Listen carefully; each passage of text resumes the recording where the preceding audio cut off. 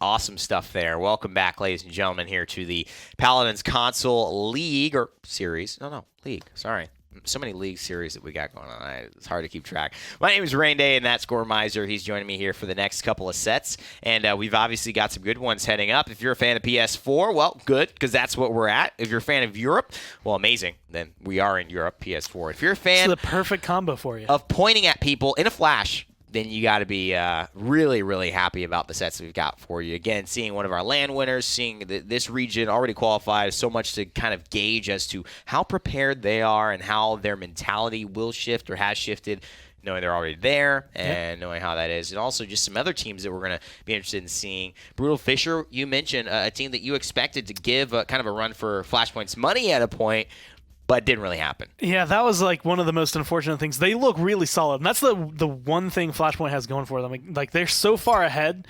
2, 3, and 4 in this region are incredibly close to the point where, honestly, it could be a toss-up. I think you can see 2 and 3 kind of separating themselves from YCTG, who's on the bottom, but Flashpoint has done the same thing except on the top. Right. So right now, BrutalFissure and Cyclone are kind of my 2 teams to take down Flashpoint eventually, but they got to get there first. And admittedly, when you get rid of Drogos, which I think is one of the best things that BrutalFissure have had going for them this split, it's just really hard to keep up. It's going to be a tough one because, I think these aim settings are really going to help some of these standout players. You look at, like, Lad and things like that, especially Androxus and the way that he's been playing. We saw Welshmania put a good performance on earlier. So, I'm really interested to see if this early Leon pick, which it's not really early, it's just a definite prioritization, we'll put it that way, throws off Flashpoint, because this is a pick that I think you're going to see some teams prioritize, some teams not. Notably, because of Prosper Logic's Flashpoint, Leon heroics, then I think we're going to see more people try and take it away from him. Wasn't it Flashpoint who came out? Because there was a stat that was thrown out at one point. That the 1 in 6 is or something so like that. bad, and I think she's gotten worse since then. Oh god! They're like, just let us play it for 6 games. We'll even that up for you. Not only even it up, they can make it positive. Their Leon looks phenomenal. I want to see the rest of the console scene pick up on that because, I feel like she is such a great champion to have in your pocket. And that goes for anybody. And she used to be relatively big. I'm kind of curious what made her fall off.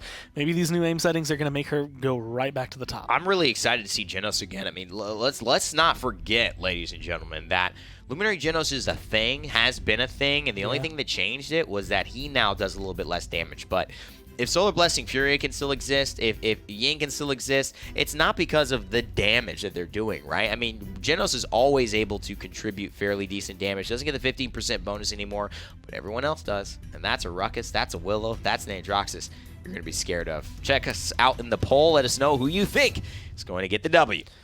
A lot that can come through. I mean, not anything really too big on the line. Although if Flashpoint do lose a set, not only do they ruin their undefeated streak, but I think they give a lot more hope to the rest of the EU PS4 scene as a team that could come through and potentially cause some upsets. But Stone Keep, Legacy, Makoa, these things, when they line up, you should be scared on the other side. Yeah, I don't think there's a better way to really word it. I mean, man. that is the famous 39-0 combo. I am scared about everything going on here. And it's a really interesting kind of story if you're just joining us as well. Swiper, the person who was banned that we talked about earlier on, no longer part of this league for at least a year, was the guy who was basically Legacy was replacing. Couldn't make it to LAN. Legacy ends up having this incredible performance. They win the LAN as a sub. He goes 39-0, doesn't die in the final game, absolutely dominates on Makoa. And then you see that Harvey actually ends up taking that full spot. Swiper joins a new team on a new region and still on PS4, and thus puts Oni Channers in a place to take first place. And so at this point, you got to wonder, did Flashpoint drop? Did they shift? No, Legacy is picked right up where he left off. Harvey's done fantastically. BrutalFissure with 27% on the objective, but I think that Flashpoint are ready to make a move here, but they just need this control over the upper balcony. And they are showcasing one issue I have with Genos versus the benefit you get from it, right? Luminary is going to give you a ton of damage, and that is what they're abusing right now. They're being able to showcase why that damage is so good, because you can pick up a lot of kills. But the sustain is why the last fight goes so poorly for them. You get bursted, and there's just nothing to bring you back. You have a couple of shields that are going to be good for your team, But if anything goes wrong, you just make one misstep, a pebble gets in your shoe, all of a sudden you're tripped up and you just don't know where to go. That's true, man. The pebbles in the shoe, you got to watch out for those. Those are those pebbles. Genuinely one of the worst experiences you can have. You know, at that point, I suggest take the shoe off, take the pebble out. Yes. A lot of people will walk for a long time with the pebble in their shoe. It's a metaphor for life. Do you have any pebbles in your shoes in your life? Take them out. I don't think I do. I'm pretty, It's a metaphor, Gore. It doesn't have to be a literal pebble. Well, I mean, what It could if be, it was a literal it could be a problem that you're just not solving, that you're letting linger, you know? like solving my moving problems, boxes that are still in your kitchen because you just want to play games when you have free time and you don't want to keep moving. That one feels like it might be close to home, but I also feel called out because I do still have at least one moving box that I haven't unloaded. So yeah, that was about you, not me. This totally. actually works really well because we have 2 PS4s, Katie and I. She had a special edition Final so she's Fantasy better 1. than you. And so hers was not only better than mine, but that's the one that got put up. So that's the one that's out. That's the one we play on. Mine is still wrapped up from when we moved because with hers, I mean, what's the point? Mine looks not only bad, but also why hook up 2 of them? We don't have that many HDMI ports. You're selling me. You're preaching to the choir. However, I will say it's interesting. For the first time since I moved yesterday, I did take my PS4 out of the box into actually hooking it up. I attempted to play Assassin's Creed Origins before grabbing Odyssey if I was going to do that. Beautiful shots by Harvey, though. I had to stop what I was saying. Those rockets not easy to hit mid-flight, but he ends up doing it. But yeah, the PS4 ended up not being utilized there. You know what I got caught up doing? Use? Playing Paladins. Play Paladins. Yep. On your PS4? No, PC. Okay. Sorry, if I got queued up against Legacy and Prosper, I'd lose my mind even more than when I'm queued up against guys like Exterminia, because I can't even play on console. So these guys would smoke me, and I would have nothing to say in response. Yeah, that's about how that would go. I can't sugarcoat that one at all. I can These at least guys shoot Exterminia once, you know? have been dominating. That's going to be a good shot, though. Tarek's going to be able to get a kill, but I mean, right now, a minute left. Look where the payload's sitting. This is what Flashpoint are good at. This is one of their best maps. Actually didn't catch that they banned out Frog Isle again. If they did, I'm pretty sure they've banned Frog Isle literally every single week of play. I wish I could see them go through. I kind of want to know how good their sniper is and what BrutalFissure have. You know, it's an interesting map. We see it played a lot on console. I wonder if it's just going to be one of those things where they ban and just say, we're never going to allow this to be played, because we'd rather not. We feel like we're better. We don't want to get taken down by a sniper pick or something we're caught off guard. Sometimes you can do that, but you always have the choice to ban your map. So if they never want to play Frog Isle for the entirety of their competitive career, they can do it. You know how you get someone to change that ban? Take them to Ice Mines. Take them to Ice Mines every single set. That's your map pick. Take them to you start banning those maps real quick once that starts happening. But to no big surprise, Flashpoint are finding success here. BrutalFissure still look good. I'm actually surprised. It's one thing. 100%. It's really weird to say this, but when you're up against a team like Flashpoint, this is about the best you can kind of expect, right? Like, there's leagues ahead of everyone right now. Right. And so BrutalFissure, even though they're not winning, they aren't coming through with positive KDs, this is still a really good performance against Flashpoint. No, I'm impressed. And I know we talked a lot about various things, talking about the story of Flashpoint and how they've gotten here, now qualified already for this land, and talking about BrutalFissure, some of the hopes, some of the disappointments that we've had. Atomic AMK's Drogos looked so phenomenal heading into their first matchup. It didn't go the way that Gore and a lot of people were expecting. But now, I think Flashpoint have an opportunity to really showcase what they're trying to bring to land. This new squad that is here officially as them, not with any sub or anything like that. Heading to their first Worlds potentially in this situation, because I did believe they were there in the summer in that way. Of course, spring, winter. Serbenji here on the upper part of this cathedral. Legacy gets that shelf shield off just in time, though, and Harvey now takes his place. Little tag team in and out. You got to watch out for the Hexafire. Harvey is in a good spot to just be able to get a ton of pressure down, but that's going to be some pressure coming down from BrutalFissure. But like you said, that Hexafire is just a ticking time bomb. When it goes off, I expect a lot to come out of Flashpoint, and they're trying to force whatever they can from BrutalFissure first. Again, Harvey with the mid-air rockets. Unbelievable. Hexafire is looking good. It's smelling good. It's like a barbecue wafting in the air. You just got to somehow follow your way. It's like the Pied Piper, leading you to the glorious, glorious sound. And what is sent now of some potentially delicious tasting food, and I think Fernando might get the ire of it. The shield comes up, the Immortal now charged, and maybe they've missed their opportunity. Storm Avatar with a double kill, though, on the Genos. We don't see it. It happens off camera, but Kultura Skred, as a result of that, loses too many members and has to fall back. This is one of the most awkward positions to be in as a Talus. This is solid when you're in control of a point. The minute you lose your team, you are left out in the middle of the ocean. You have no boat, no food, no sustain, and all you can see is a bunch of shark fins coming right at you.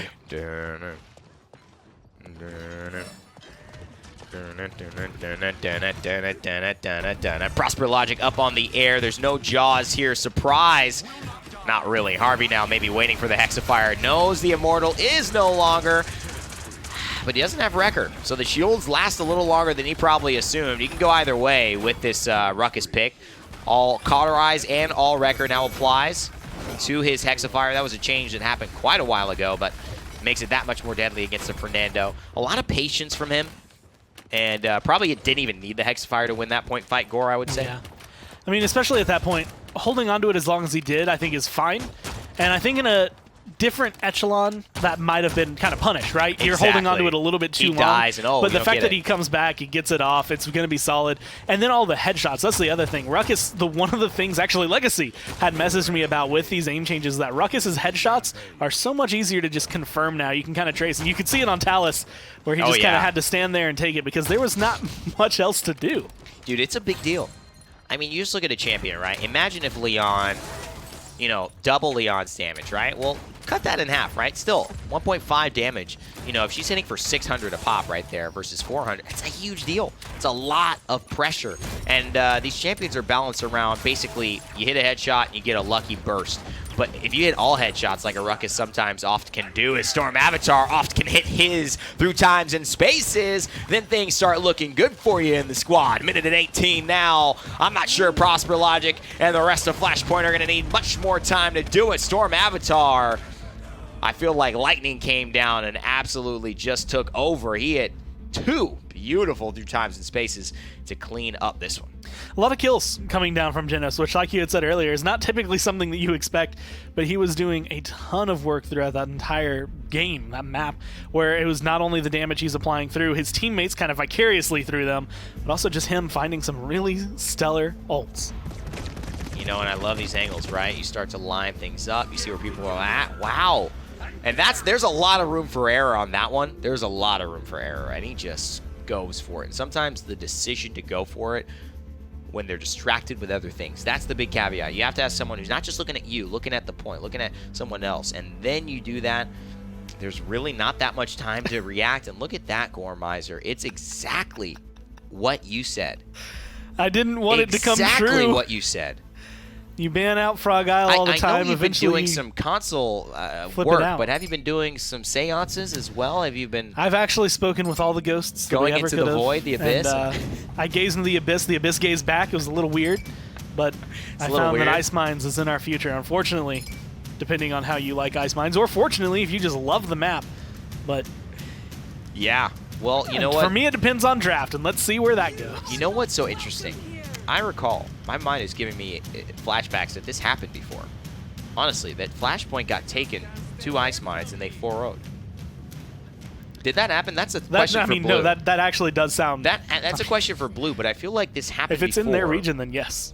And they 4-0'd on the team that took them to Ice Mines second as an attempt to try to, you know, obviously get a win, maybe tie it up, make it a little bit closer of a contest, but...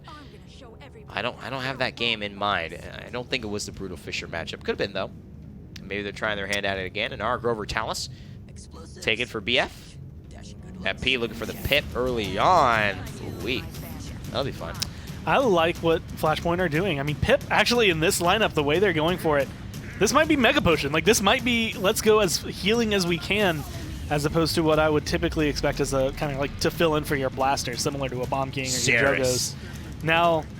Genos comes through, so maybe it's not going to be Mega Potion. Triple deeps. I like it. Yeah, Vivian, Leon, Pip. You can go either way. They're drafting, you know, they don't know. They've got hit scan, though, for the Drogos. Death and Taxes for the Inara Grover, which is great. That AoE heal shutting Grover down with the Efflorescence. I mean, Leon does it pretty much better. I mean, she almost does it better than Willow because of the fact that she's just got that spread of anti-heal with the Graces, with the Valors. Who do you guys think will win this game? My money's on Flashpoint again. I'm expecting some relative 4-0-ness. It's definitely going That's to a be word. in their favor. Although I'm thinking it's going to be a little tougher overall. BrutalFissure did get solid picks. They have things that will favor them. So it's going to take a little bit more effort, I think, from Flashpoint, just to make sure that comeback mechanic, if it gets enabled, doesn't cause them any distress. And to try and confirm these pushes. That's the hardest part, is getting all the way down to the base. I think, as you have mentioned, it's one of the few maps in any of the rotations that actually gives the upper ground to the aggressor for the most part. Gives them the high ground. You're going all the way downhill to try and push it in. Which also theoretically should make the payload faster. It should. But it doesn't. Downhill slope, like momentum, like it's like a sled. Like were you playing some SSX Tricky over the weekend, or what's going on? I wouldn't mind. I miss that like game. that. I missed that game. Played a lot of Tony Hawk when I was like really young. But it's definitely it's Christmas time, so SSX Tricky. Snow. Because it's Christmas. Now all I can think of is it's tricky. Yeah, now you're going Run DMC. Yeah. We're all over the place here. That's where my brain's going. Well, it seems maybe trickier to rock a rhyme than it is to grab the objective for BrutalFissure. That seemed pretty simple. They just run at him.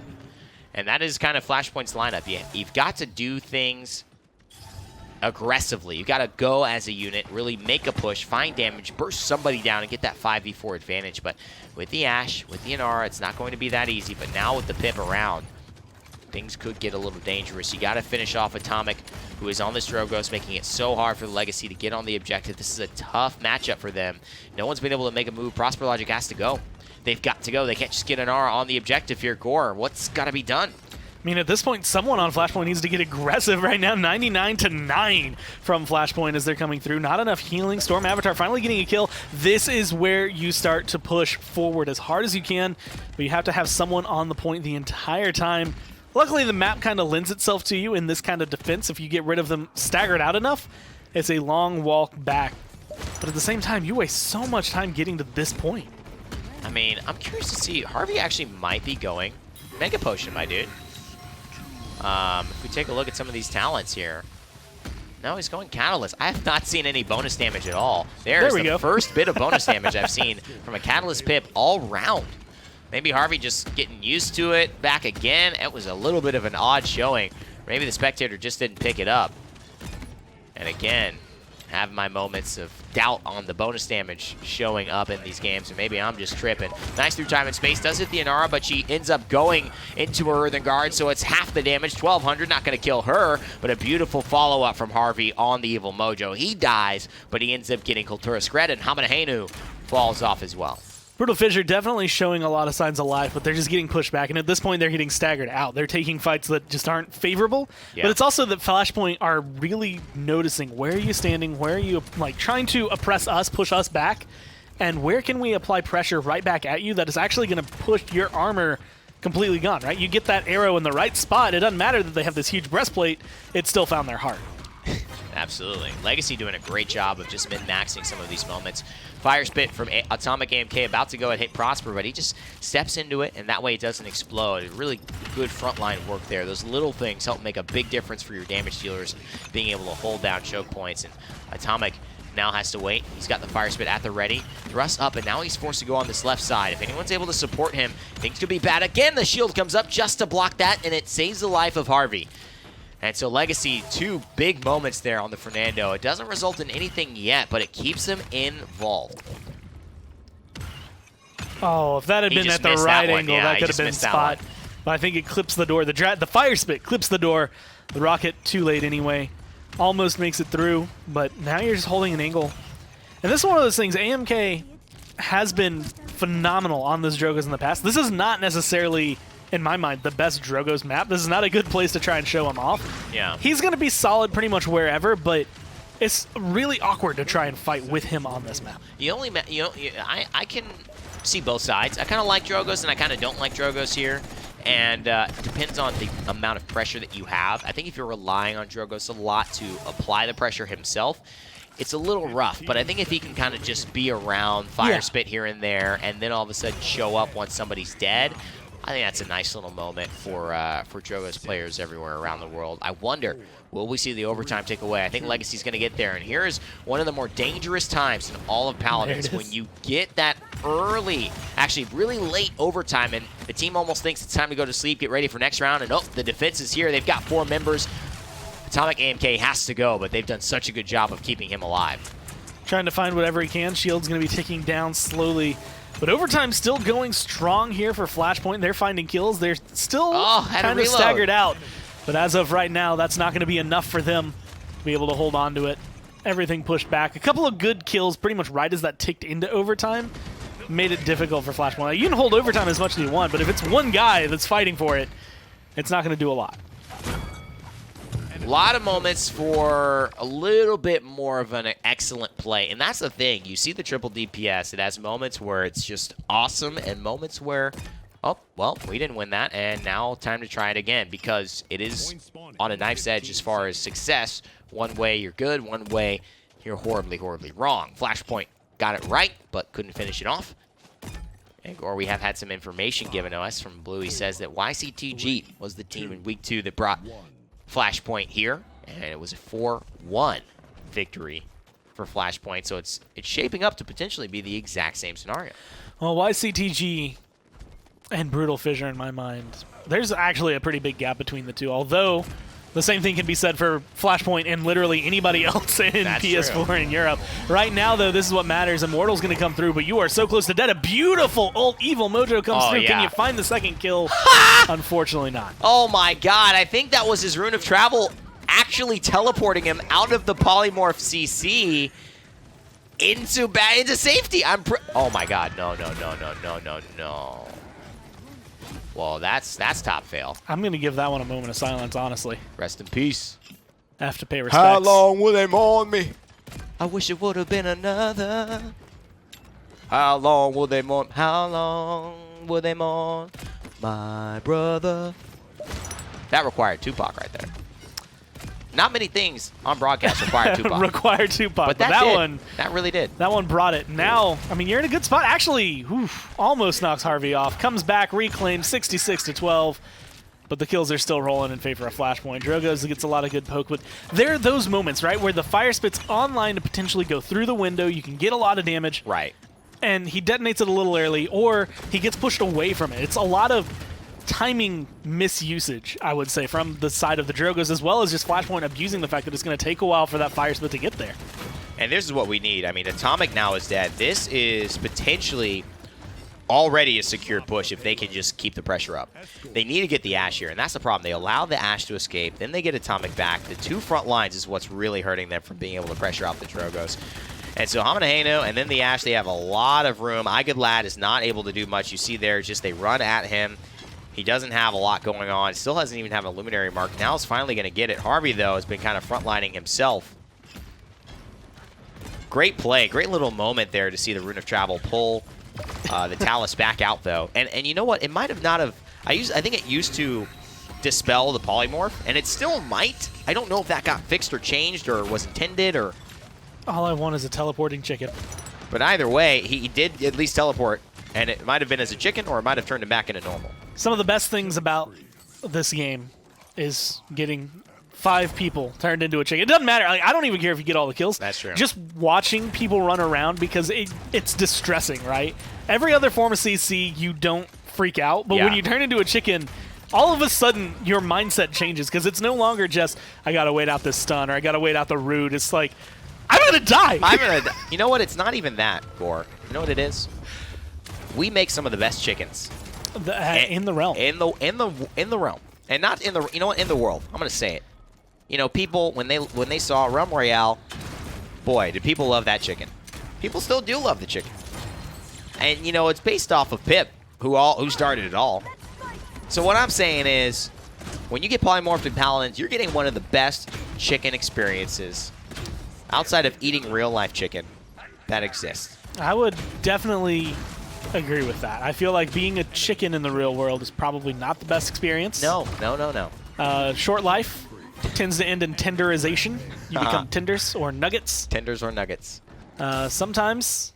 By which the process is not very fun. Not very fun at all. But also delicious. You seem like you're on both sides of the fence there. Well. All right, let's look at this. So the teleport happens. And it dispels. And it dispels. Look at that. Beautiful. And let's look a little at his loadout, because he's reduced the cooldown of the duration of Rune of Travel,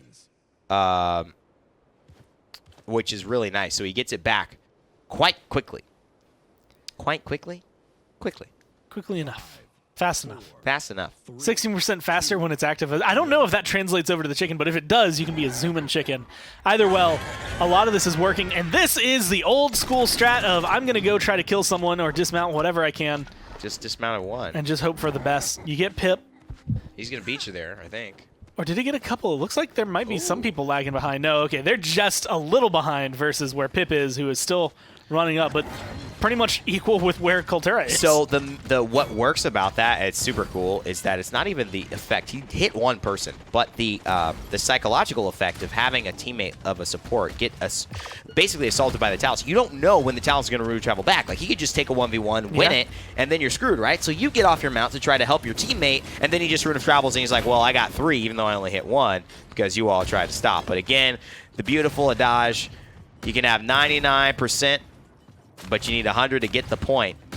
Means that Flashpoint have a chance to still get back, find time, let 97% go to BrutalFissure, and still have a chance to win the game here. And there's just so many mistimings again. This is one of those things. Drogo's right now, the fire spits are either hitting a doorway, they're hitting a shield, they're getting detonated too late or too early. And I feel like that has been the difference in making a change in his damage right now, looking for a kill. Still doesn't find anything big, but good bad Prosper logic. Finding those kills, but they let it slip.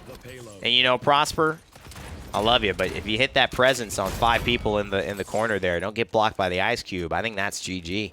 All the anti-heal during the Whirlwind, it's just super unfortunate.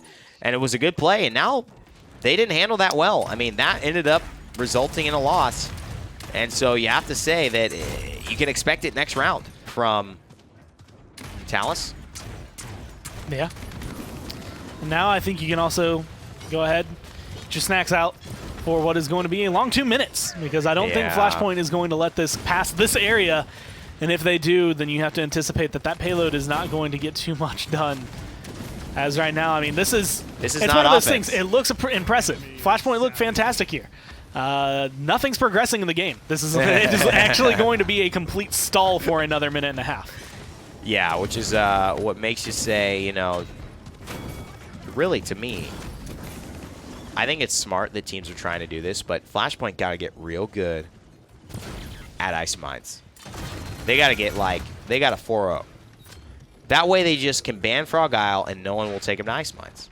So they basically get the best of both worlds. Right now, taking Ice Mines, and they give up a point. Taking Ice Mines, now they give up 2 points. You know, teams are like, hey, they're not untouchable here. We get a good comp. We might be able to turn this around. 1 game, ladies and gentlemen, means that now it's 1 game to decide the whole set. You know, it's these best of 3s are very, very short. At LAN, though, best of 7s, you're going to have to play everything. And so for a team that's looking to be a part of that, may not be the best strategy to try and to bet it all on the Ice Mines. And as of now, you have 40 seconds for BrutalFissure to make a big difference. They need to start picking up kills, but this has been the angle. Like, this is actually one of the best spots for defense in the map, and it works both ways where you can see everywhere they're coming from, they can see everywhere you're coming from. At that point, it becomes who has better aim, better damage, and better target prioritization. And right now, that is Flashpoint pretty much every single checkbox. Well, it's been quite an interesting 15 seconds, and add 2 minutes and 15 seconds on top of that to make it 2:30. That nothing happened. And I mean, I don't know if I like that. Man, if I'm BrutalFissure, I'm like, we kind of did what we wanted, but I'm not feeling real good, personally. Because clearly I mean, free-for-all, we're not doing anything here. There's just too much going right on the other side. I mean, Flashpoint 10-3, 10-1 are the best slash lines. Everyone's positive. Everyone's on a streak except for Harvey, who right now is probably building himself a streak. And then you look at BrutalFissure, 0-11, 3-7. The best they have is 9-9. The closest behind that is the 3-5. So how do they handle this score? Because Kultura Scred, he's gonna do it again. It worked. So I mean, natural human logic would say, do it once more. Ignore him. So they're waiting. Who he targets? He's got a front line, so that actually is someone you They need to all save. get off? What are you Everyone doing? except for Vivian. Why? And he just pops on out of there. Like he doesn't even need to fight. That is perfect for him. I don't That's like the best case scenario. I like them waiting and like chilling and like waiting for each other and like going as a team and like being like get 45 whatever, we'll show up. But all getting off and like looking to like shoot and kill him, I'm like, what? You guys getting jebaited. Saw it coming a mile away. Storm Avatar here finds Atomic, and that's a big one, though. I think that was the through time in space, but with an Evil Mojo here, it looks like it's going to be Harvey, and Prosper Logic now making things happen. Storm Avatar gets the last one, and that is what I like about Flashpoint. They roll up as a squad. 22 streak for Prosper, 27 for Storm Avatar, who does the big job there and gets the dragon down early on. I will say, I don't condone leaving your teammates behind often. But I feel like a 4v5, even in this matchup, still lends itself to Flashpoint. But I love seeing them as a 5-man group when they come in and have that kind of fight. Their engagement, their precision with each other is perfect. That'll they can just hold a point. Great stuff from Flashpoint to hold it out. And I'm gonna also say a different side of that where they finish the set, but maybe they're thinking, all right, if we lose Harvey or whoever we lose Legacy to whoever. I mean, it was Legacy, so you're not going to lose your Fernando. Talus can't burst him down like that, right? So now I'm just taking it away. I'm thinking, like, if it's Storm Avatar, you lose him, that is a problem. So you get off, apply the threat you're going to shoot, and you force Talus to travel back. Then you all walk as a squad. Makes sense. But Fernando gets taken. 3 of you get off your mounts, just reactionary. You got to get that. You're playing Ice Mines. You got to get that handled so that you just stay on your mount. Don't get off unless it's absolutely necessary so you could be able to contest when you need to. And it's one of those things, especially when you go back and look at just ability base. Who's going to be able to get to the point faster? Talus, a little faster just generically, but Fernando has a dash that's going to be on a lower cooldown that can get there a little bit. I think overall that kind of trade lends itself actually in favor of Flashpoint to just ignore Talus. But again, best case scenario, hey, I dismounted 4 of them. Yeah, I didn't get a kill, but 4 of them are here with me. The only person left is Vivian, and you still lost the point. Absolutely.